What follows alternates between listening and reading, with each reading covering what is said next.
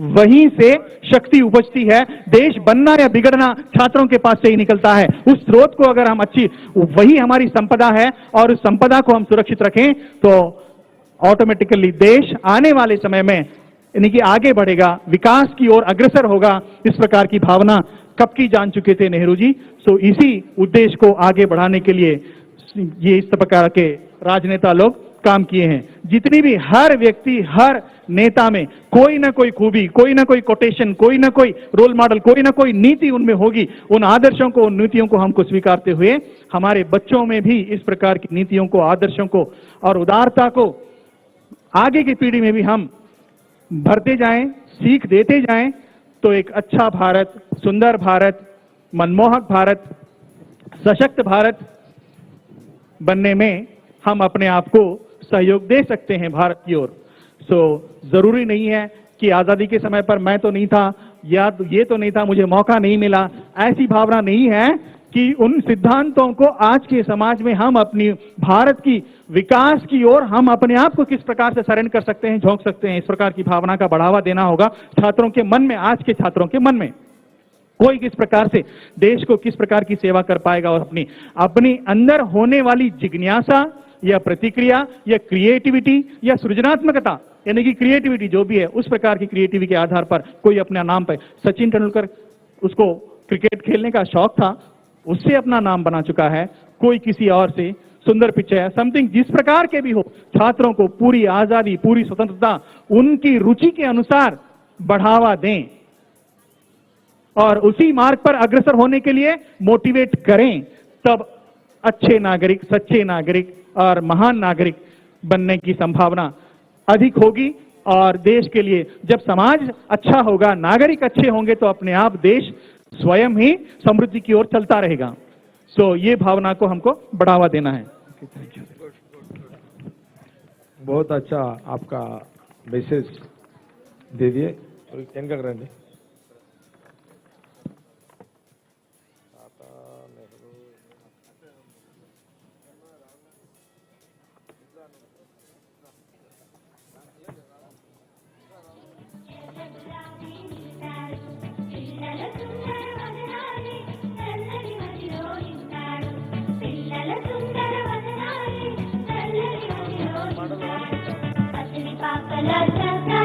Okay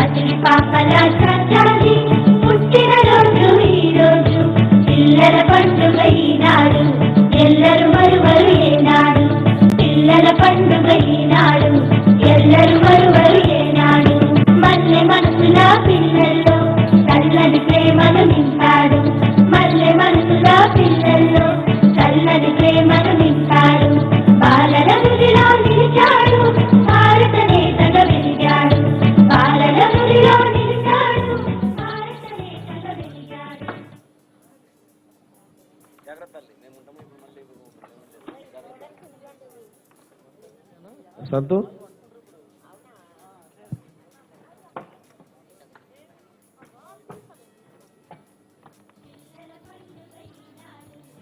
ఈరోజు జవహర్లాల్ నెహ్రూ గారి యొక్క జయంతి. ఈ రోజుకి 136వ జయంతి. ఈ సందర్భము జవహర్లాల్ నెహ్రూ గారు పుట్టి దాదాపు 136 సంవత్సరాలు జరిగింది. వారి దేశానికి మొదటి ప్రధానిగా దేశ ప్రజలు మహాత్మా గాంధీ గారి యొక్క నాయకత్వంలో అనేక మంది దేశభక్తులు త్యాగ పురుషుల యొక్క నిర్ణయానుసార ప్రకారము మరి మొదటి ప్రధానిగా భారతదేశానికి మరి వారిని ప్రధానమంత్రిగా ఎన్నుకోవడం జరిగింది. వారిది ఒక చరిత్ర, త్యాగాల చరిత్ర.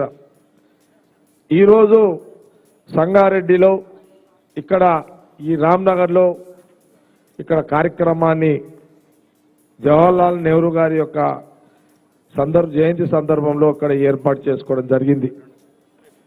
వారి త్యాగాలు ఒకసారి స్మరించడానికి ఈ యొక్క కార్యక్రమం ఏర్పాటు చేసుకోవడం జరిగింది.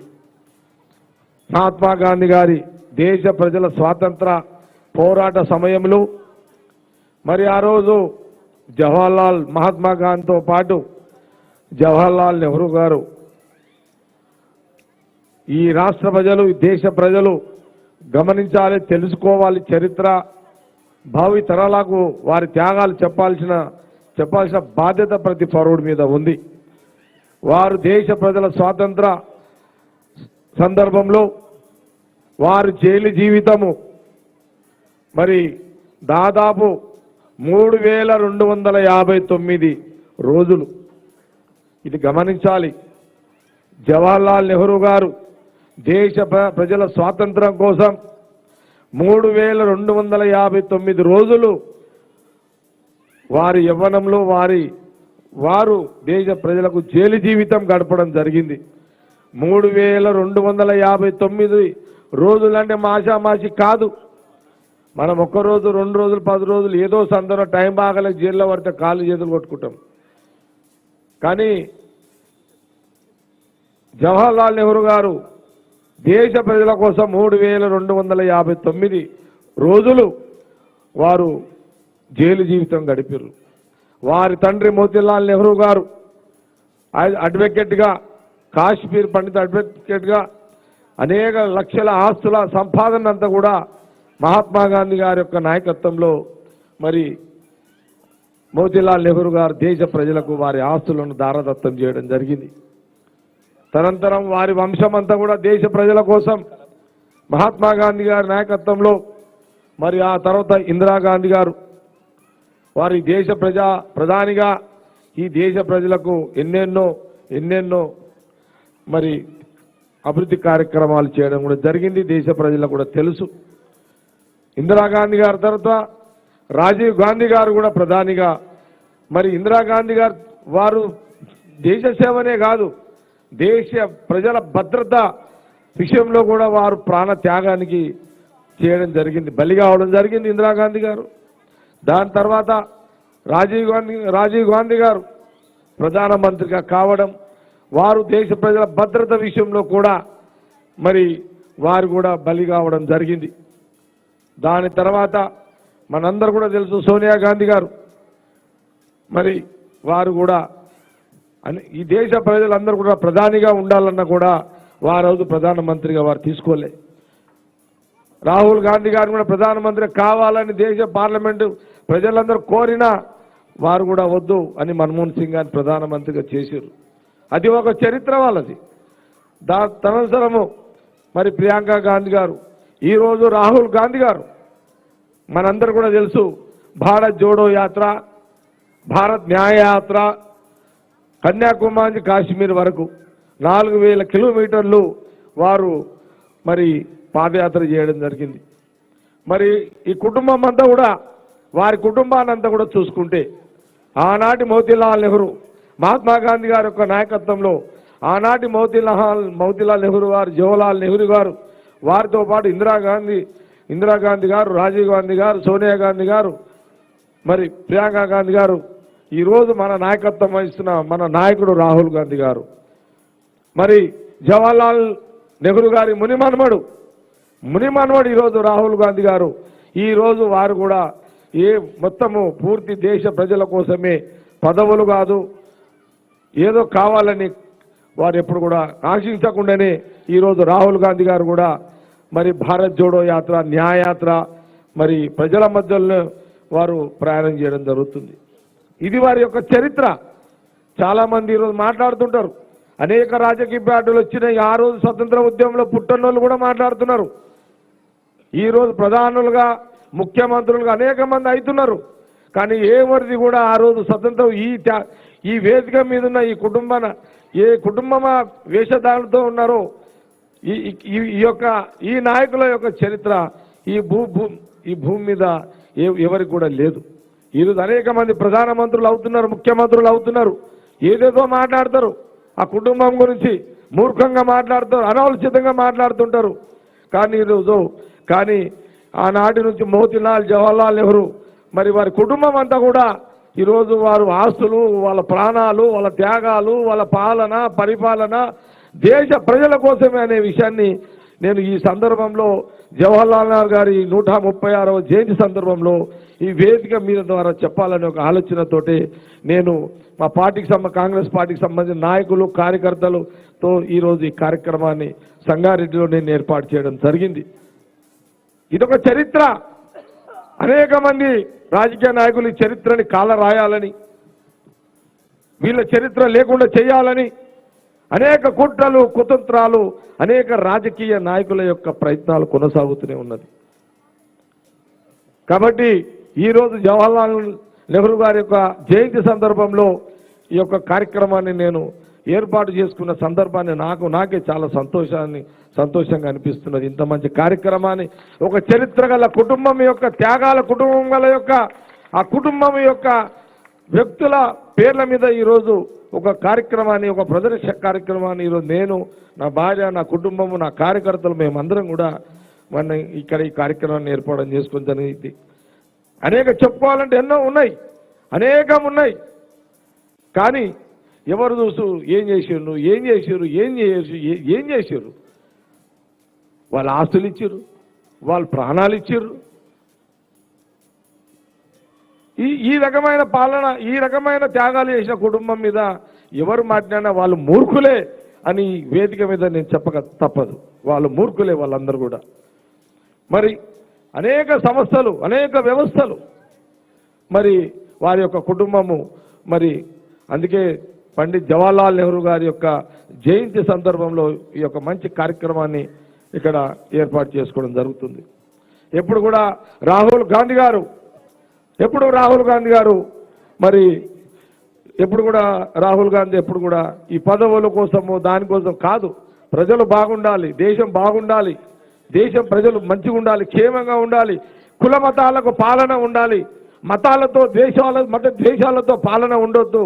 ఒక సెక్యులర్ పాలతో హిందువులు, ముస్లింలు, క్రైస్తవులు అందరము, సిక్ అందరూ కూడా అన్ని కులాలు, అన్ని మతాలు, ప్రజలందరూ క్షేమంగా ఉండాలి, సంతోషంగా ఉండాలి అనే ఒక కుటుంబంలో ఆ వారసుడే ఈ యొక్క రాహుల్ గాంధీ గారు.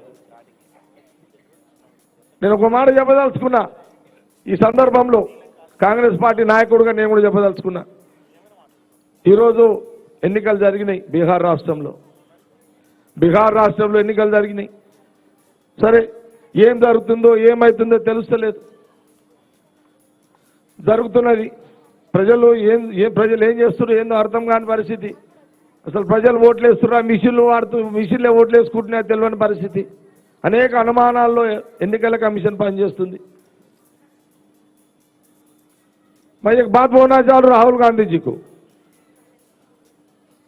बिहार गए तो गंज जान बिहार से कोई फर्क नहीं पड़ने का, मगर राहुल जी एक दिन यहाँ आने वाले इलेक्शन में ये देश के प्रधानमंत्री बनने का जरूरत है। राहुल गांधी जी देश के प्रधानी बनना है, बने तो ये देश की जनता सुकून की जिंदगी रहती है। ये देश की जनता आराम से नींद जाना, आराम से रहना, ये देश की जनता, किसान भी अच्छा रहना, महिला भी अच्छा रहना, यूथ भी अच्छा रहना। बस मैं ये कि आज का जवाहरलाल नेहरू जयंती के दिन मैं यहां से आवाज दे रहा हूं देश की जनता के लिए, स्टेट जनता के लिए। ఈ రాష్ట్ర ప్రజలు బాగుండాలంటే, ఈ దేశ ప్రజలు బాగుండాలంటే మరి రాహుల్ గాంధీ గారు ప్రధానమంత్రిగా కావాలి.